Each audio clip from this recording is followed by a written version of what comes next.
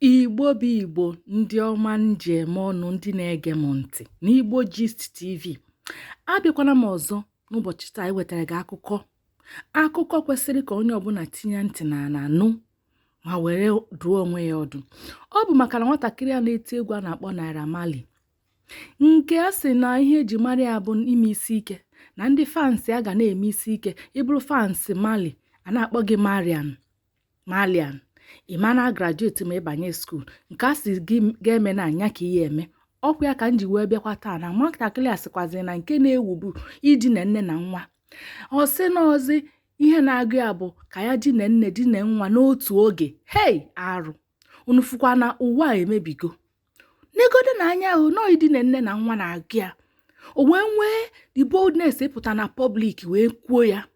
Mana nke ka njọ, nke na-ewute m ka njọ bụ na afụkwa na ndị pụta anụ sị na fa achọ, nne mụrụ nwa pụta sị na ya achọ. Hei, maka gịnị? Maka ego. Egwo Chineke nna gbata nyere anyị aka, maka na ụwa emebikwana. Mana gị bụ onye na-ege m ntị n'ụbọchị taa, ihe na-achọ ịgwa gị bụ ka ị gbaba ọsọ ndụ gị. Gbabakwa ọsọ ndụ gị, na ọ dịkwana ka ọ dịkara na Sodom and Gomora. Ọ dịkwana ka ọ dị na Sodom and Gomora. Gbabakwa ọsọ ndụ gị, gbaba ọsọ ndụ gị. Ọ bụrụkwa na ịma na edibere nkwado ihe a na-ekwu okwu ya, gbabakwa ọsọ ndụ gị. Kedu ka mmadụ ga-esi wee sị nọọ idina nne na nwa bụ ihe na-agụ ya? Ọ pụta n'ụra kwuo ya, ntị nụ ya. Ndị ọma na-ege m ntị, ana m ayọ unu, gbaba ọsọ ndụ gị, gbaba ọsọ ndụ gị.